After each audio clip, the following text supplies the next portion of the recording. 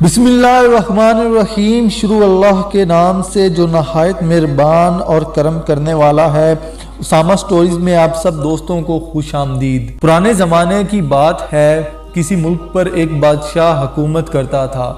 وہ انتہائی رحم دل اور انتہائی خوش اخلاق تھا۔ یہی وجہ ہے کہ اس کی رعایا اس نیک دل بادشاہ سے بہت خوش تھی۔ ایک دفعہ ایک رات بادشاہ نے خواب دیکھا جس میں اس سے ایک گدڑ ایک رسی میں لٹکا ہوا نظر آیا۔ خواب کی وجہ سے بادشاہ بہت پریشان ہوا اور وہ ساری رات سو نہ سکا۔ صبح ہوتے ہی بادشاہ نے سارے وزیروں اور دانشوروں کو دربار میں بلایا۔ بادشاہ نے اپنا خواب بیان کیا اور سب سے تعبیریں پوچھیں۔ سبھی سوچ سوچ کر پریشان ہو گئے، پر کسی کو خواب کی تعبیر سمجھ میں نہ آئی، جبکہ بادشاہ کو ہر حال میں اپنے خواب کی تعبیر چاہیے تھی۔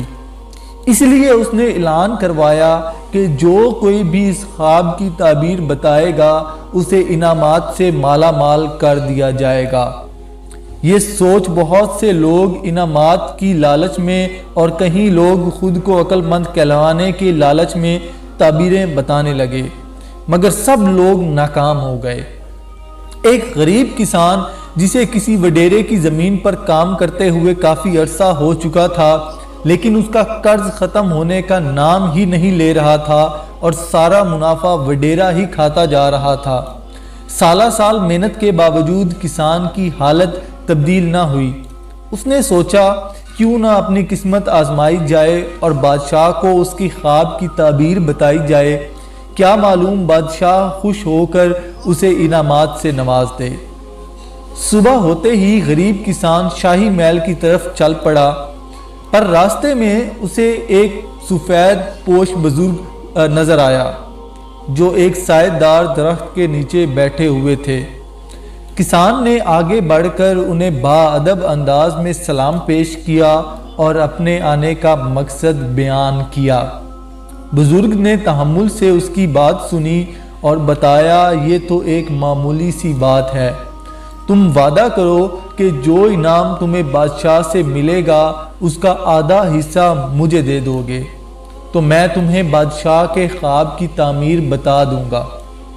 کسان نے وعدہ کر لیا۔ اس بزرگ نے خواب کی تعمیر بتاتے ہوئے کہا، گیدڑ فریب اور چالاکی کی علامت ہوتا ہے۔ اس کا رسی پر لٹکنا اس بات کو ظاہر کرتا ہے کہ ملک میں فریب اور دھوکے بازی بڑھتی جا رہی ہے، اس لیے بادشاہ کو ہوشیار ہو کر رہنا پڑے گا۔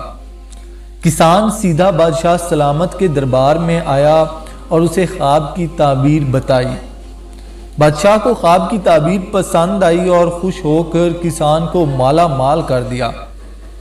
سارے مال سمیت جب کسان واپس آیا تو اس نے سوچا کیوں نہ میں سارا مال خود ہی ہڑپ کر جاؤں۔ بزرگ کو اگر اس کا آدھا حصہ نہیں ملے گا تو وہ کیا کر لے گا۔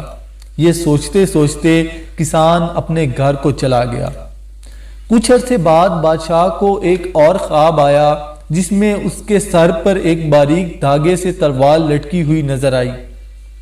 خواب دیکھ کر بادشاہ پھر پریشان ہو گیا۔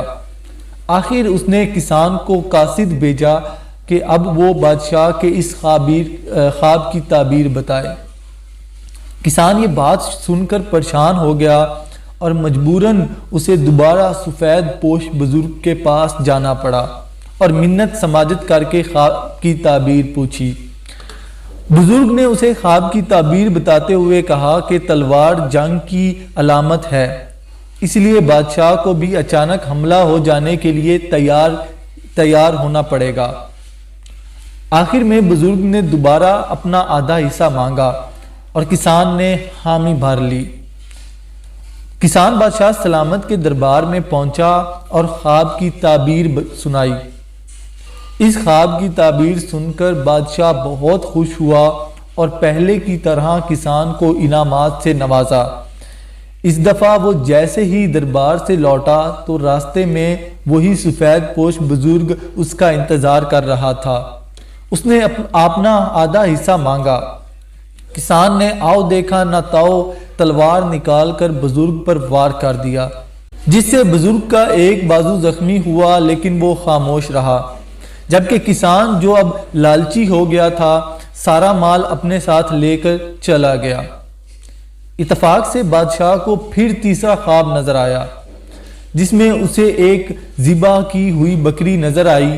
بادشاہ نے دوبارہ قاصد بھیجا اور کسان کو طلب کیا اور یہ بتایا کہ وہ اس خواب کی تعبیر بتائے کہ اس خواب کا کیا مطلب ہے۔ کسان بہت پریشان ہوا اور آخر کار تیسری مرتبہ شرمندہ ہو کر بزرگ کی طرف روانہ ہوا۔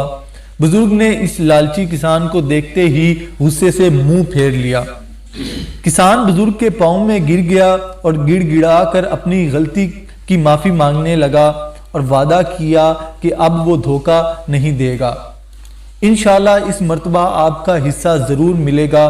بزرگ نے تحمل مزاجی سے کام لیتے ہوئے کسان کو معاف کر دیا اور خواب کی تعبیر بتانے لگا۔ چونکہ بکری امن کی نشانی ہے اس لیے اب بادشاہ کے ملک میں امن و امان ہوگا اور لوگ بکریوں کی طرح امن و امان سے رہیں گے۔ فقیر نے یہ تعبیر بتائی اور دھوکے بازی اور فریب سے دور رہیں گے۔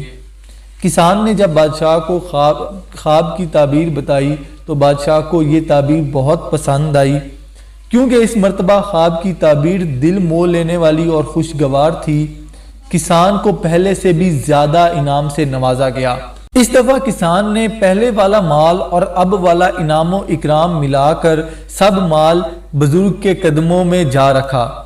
مجھے معاف کرنا بزرگ صاحب، لالچ میں آ کر مجھ سے خطا ہو گئی، میں اپنی غلطی پر شرمندہ ہوں، خدا کے لیے مجھے معاف کر دیں اور میں اپنے گناہ پر معافی کا طلبگار ہوں۔ یہ ساری دولت اپنے پاس رکھ لیں اور مجھے معاف کر دیں۔ میں توبہ کرتے ہوئے وعدہ کرتا ہوں کہ اب زندگی میں کبھی کسی کو دھوکہ نہیں دوں گا اور دولت کی لالچ میں آ کر کسی کا دل نہیں دکھاؤں گا، اپنی اوقات نہیں بھولوں گا اور نہ غرور و تکبر کروں گا، مجھے معاف کر دیں۔ بزرگ جو بہت پہنچے ہوئے درویش تھے نہایت نرمی سے بولے، حقیقت میں آپ کا کوئی قصور نہیں، کیونکہ جب پہلی بار آپ میرے پاس آئے تو اس وقت ملک میں فریب اور مکاری کا دور تھا، اس لیے آپ بھی فریب اور مکار نکلے۔ دوسری بار جب آپ نے مجھ پر حملہ کیا اس وقت پورے ملک میں خون ریزی پھیلی ہوئی تھی، ہر کوئی ایک دوسرے کے خون کا پیاسا تھا، مطلب کہ ملک میں فتنے کا دور تھا۔ اب ہر جگہ امن و امان قائم ہے، لوگ ایمانداری اور امن کی زندگی گزار رہے ہیں اور تمہیں بھی تو اس ظلم اور وڈیرے سے نجات مل گئی، اس لیے تم ایمانداری سے مجھے میرا حصہ دینے چلے آئے۔ بزرگ نے بتایا کہ مجھے اس مال میں کسی چیز کی ضرورت نہیں ہے، ہم اللہ لوگ بندے ہیں، ہم تو بس دین کی دولت نصیب ہو جائے، بس وہی اصل دولت اور کامیابی ہے۔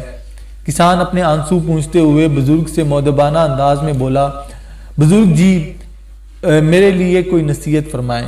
بزرگ اپنی جگہ سے اٹھے، بڑے ہی محترمانہ انداز میں کسان کو نصیحت کرتے ہوئے کہنے لگے، اپنے سے بڑوں کا احترام کرنا، چھوٹوں پر شفقت کرنا، درخت لگانا مگر پھل کا انتظار نہ کرنا اور ہو سکے تو کوئی درس گاہ ضرور بنانا، پھل کا انتظار نہیں کرنا اور ہو سکے تو کوئی درس گاہ ضرور بنانا۔ نصیحت فرما کر سفید پوش بزرگ وہاں سے روانہ ہو گئے۔